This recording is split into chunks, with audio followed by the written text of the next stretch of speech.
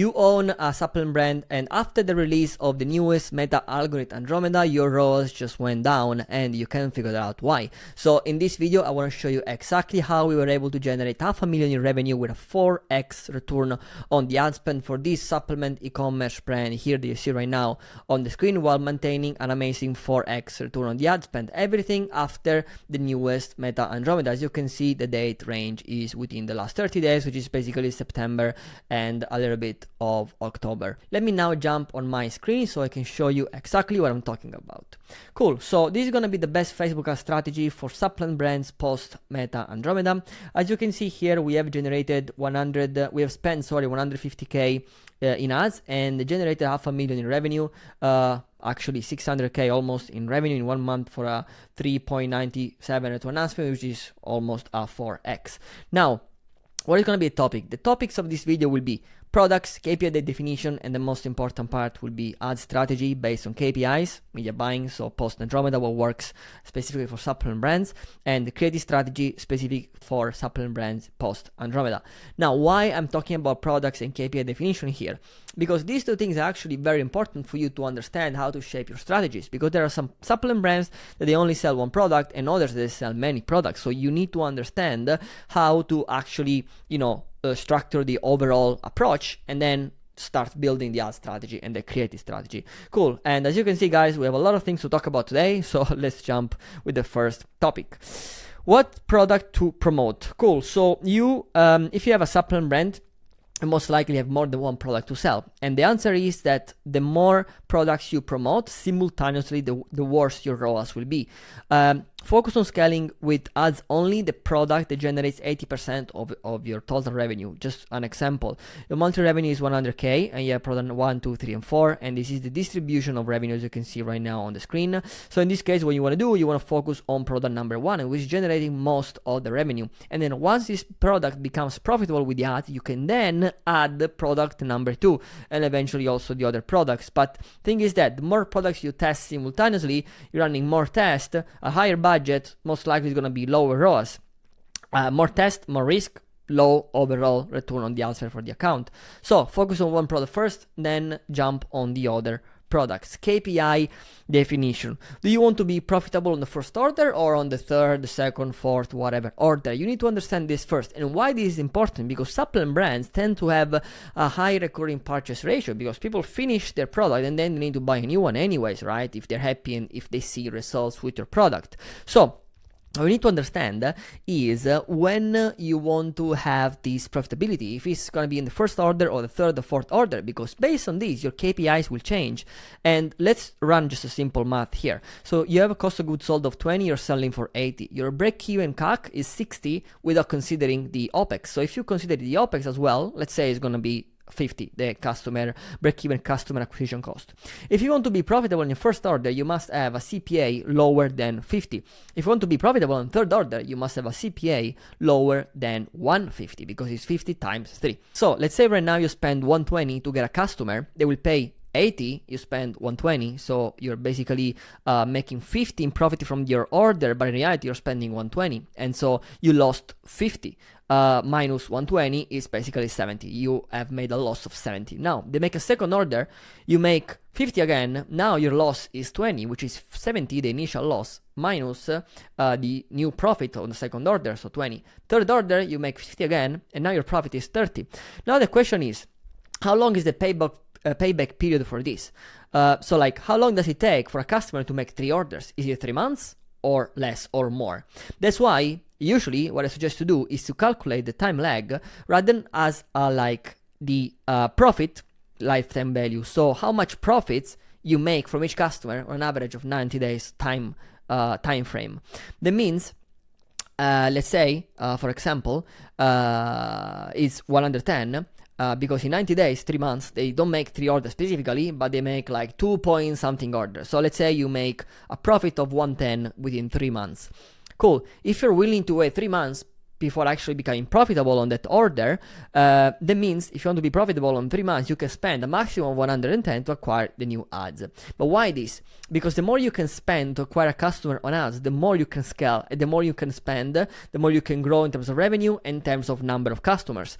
And so it's all about how fast you want to grow or how profitable you want to grow. If you want a profitable growth, most likely it's going to be slower compared to an aggressive growth with a payback period which is longer than the first order itself.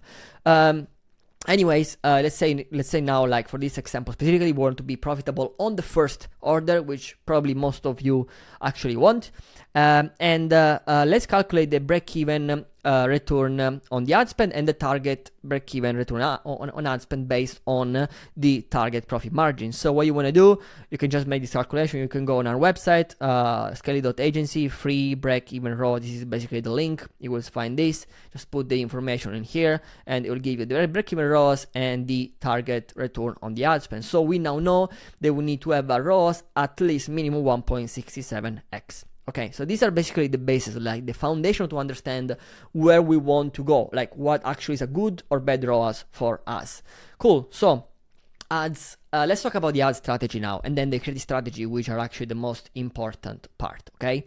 Cool, so ad strategy. With Andromeda, there isn't any more winning content or winning ads. It's all about having a winning funnel, so a winning distribution of content across different user awareness stages. However, what makes a winning funnel at scale, so let's say 2K plus a day, 2K plus per day in ad spend, are good unaware and problem-aware ads, and so have a good distribution.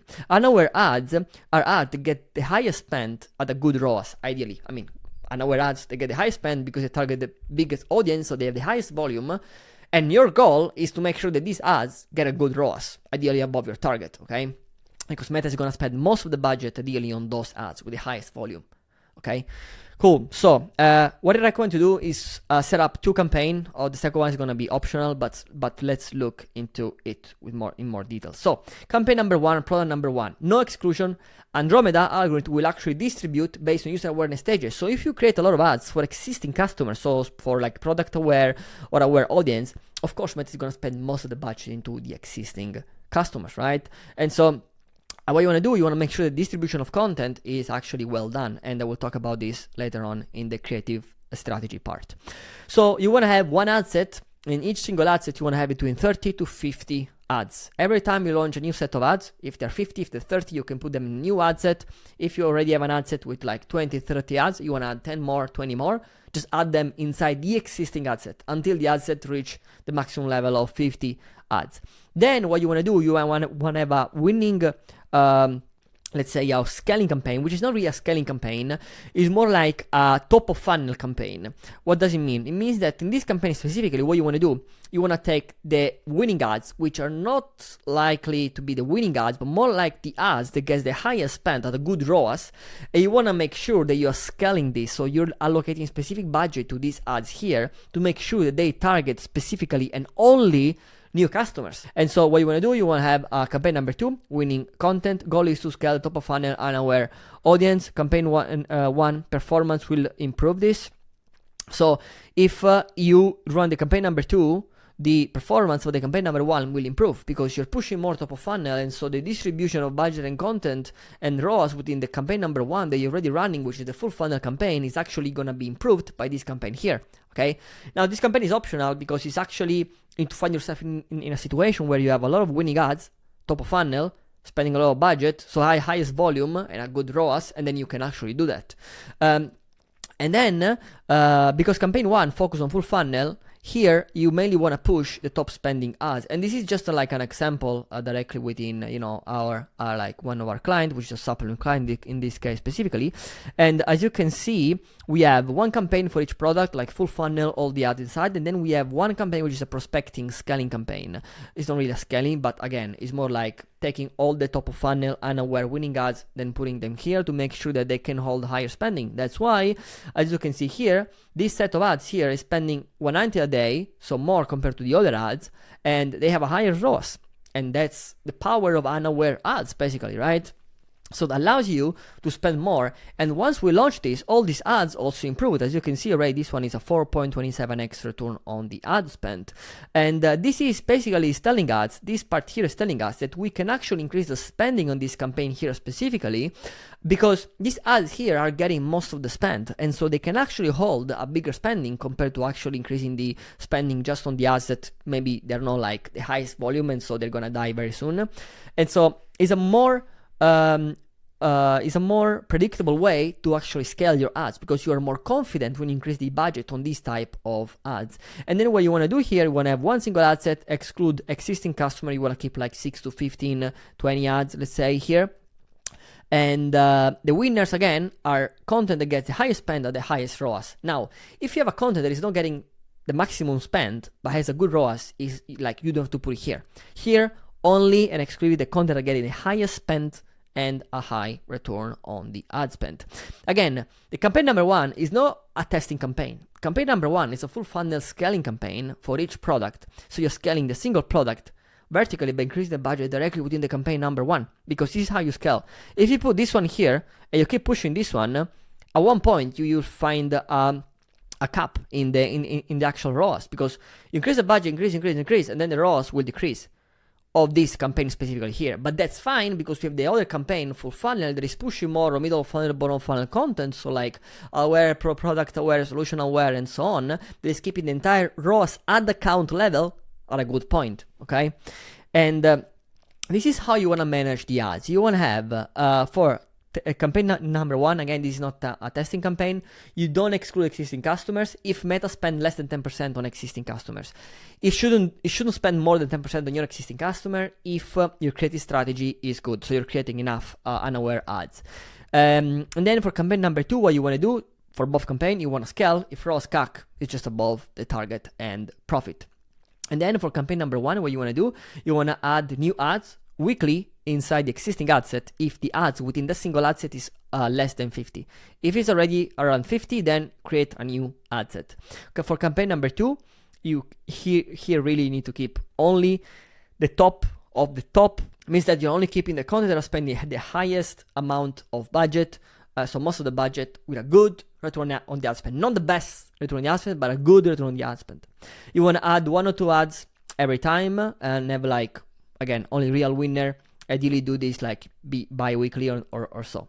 Again, this campaign here is optional. What does it mean optional? It means that you can do everything just with campaign number one and it will work just fine. This is just another way to push even more towards unaware audience, just to make sure the funnel is well built and is very strong, okay? So again, my recommendation for you would be to do the campaign number one approach.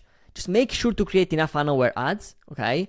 And then just keep scaling the budget within the campaign number one, CBO budget allocation, okay? And then, ideally in the future, you can add the campaign number two, but it's not gonna change the direction of your ad account, okay? Campaign number one, with a proper distribution of content, is gonna be more than enough with the newest Meta Andromeda algorithm and the way the Meta distributes now the budget across different content. Cool. Now let's go to the creative strategy, which again is probably going to be the most important part. I mean, 99% is going to be, probability is going to be the most important part for you. Okay, let's start from the personas. You need to define the personas, and let's talk about like 3 different types of personas specifically here. You want to have one general persona and 2 specific. One general is, let me just do an example so it's much easier. So improve sleep supplement, okay. Health conscious is the general one. Health conscious, very general. Then you have mom, working 9 to 5, and busy entrepreneur. Now, health conscious, aware of the problem, general audience looking for sleep supplement. So this is how you want to frame this, okay? And then you have the specific personas, like mom working 9 to 5, they work, and the stress is basically causing sleepless nights. And then busy entrepreneur, they are stressed from business and basically they just can't sleep. And you basically need to understand that when you analyze the personas, also the actual pain points, the ending pain points of where this problem is bringing them, right? So less sleep for moms, for busy moms, means bad mood with husband, and they probably have relationship problems, and they definitely don't want to have relationship problems, right? So it's not the actual sleep problem, it's what actually the sleep problem is going to cause into their life, which is going to be a much of a bigger problem, right? And then for entrepreneur, could be less sleep, less focus on work, less money that they make, because they can work less, they're not focused, they're always tired, and so on, okay? Now, let's talk about user awareness stages. And what you want to do, you mainly want to focus on the first three parts here, as I also mentioned here. So, user awareness stages, we have the unaware audience, problem aware, solution aware, product aware, and most aware. And this is how you define each of them. Unaware, now, through the sleep world supplement again, just to give you an example. Basically, what is happening now, they sleep well, but if they keep doing what they're doing, they will have problems, whatever. Let's say they work 16 hours a day, they will have problems of stress or whatever the issue could be, okay? Problem aware, they know they can sleep well, but they don't know what's the cause, okay? And then solution aware, they know stress, they know they are stressed at work, and which is actually what actually causing them the problem, and they know there are some solution available in the market. Then we have product aware, so they know your product, but they just don't trust enough to buy the product itself, or your business, your company. And then most aware, they're almost ready to buy, they just need one last push. And this is how the messages actually shape specifically. So for unaware, specific sleep supplement brand again, your 9 to 5 is killing your health, that's why. This is how your messages shapes, okay?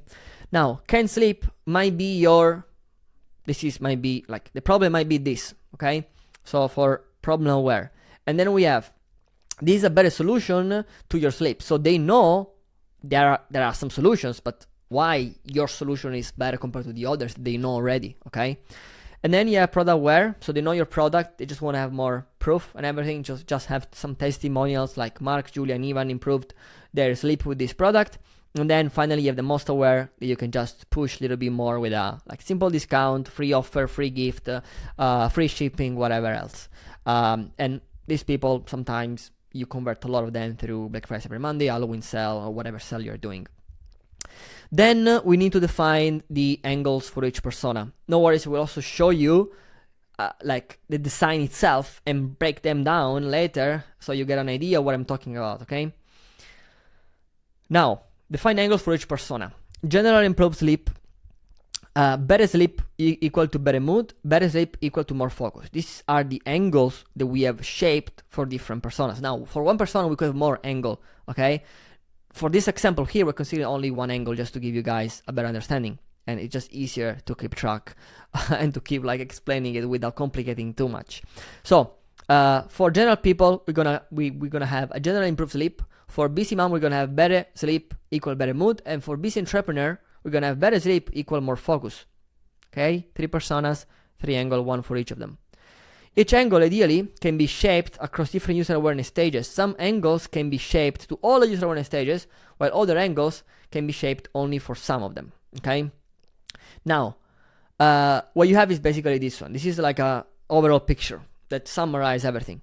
You have different angles, and for each angle you have different user awareness stages, and for different user awareness stages you have different messages and different ad concept. Okay, and so what you want to do, let's say you have angle number 1 for persona number 1, you create different messages for unaware and product aware and problem aware.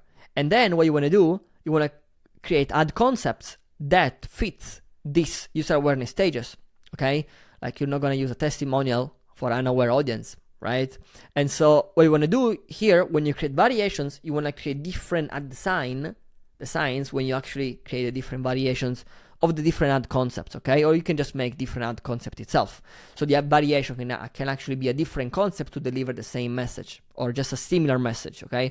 So don't just copy and paste the same exact message. Try to shape a little bit the message when you change also the design of the ad, okay? Now, example, just to make everything clear. Improve sleep supplement. So angle 1 is going to be improve sleep, which is going to be one batch of ad, right? And then you have the message for this user awareness stage, which is problem aware audience. The message is, can't sleep, try your drink. And this is just an example. Okay, this is an example of ad. Can't sleep, it's your stress. Okay, it's a problem aware. People know that they have a problem, which is basically they cannot sleep, but they don't know what's the cause of the problem. It's the stress, and this is the solution. So we move them from a problem aware to a solution aware. Okay. Now, when we create the variations due to meta, like newest algorithm, if you do something like this with Andromeda, it's just not gonna work. You're gonna be targeting the same audience, and the ROAS will go down because now you have two ads targeting the same people, same audience, and so it's just not gonna expand more the audience and the incremental reach, and so the ROAS will actually go down because you're spending more on the same audience.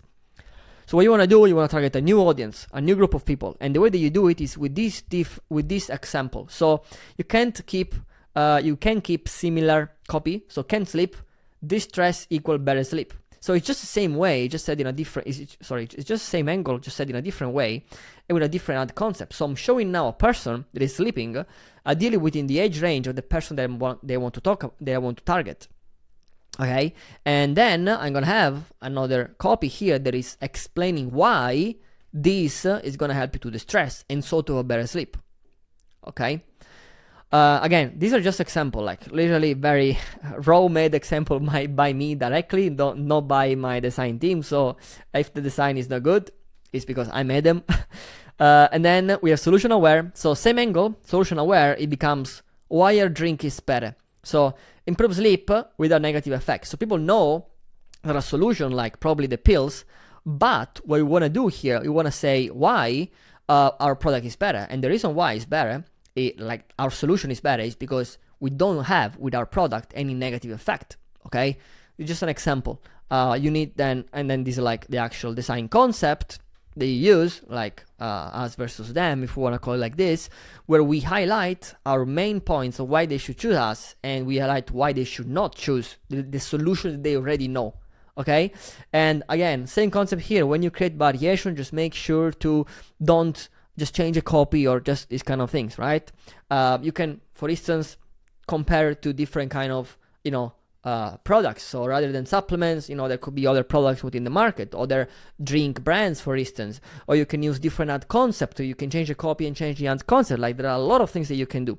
Okay, and this, guys, is basically the overall process that we follow in our agency for supplement brand specifically, and again for this supplement brand here as well, and help us to go to 4x return on ad spend with a 150k spent in 1 month.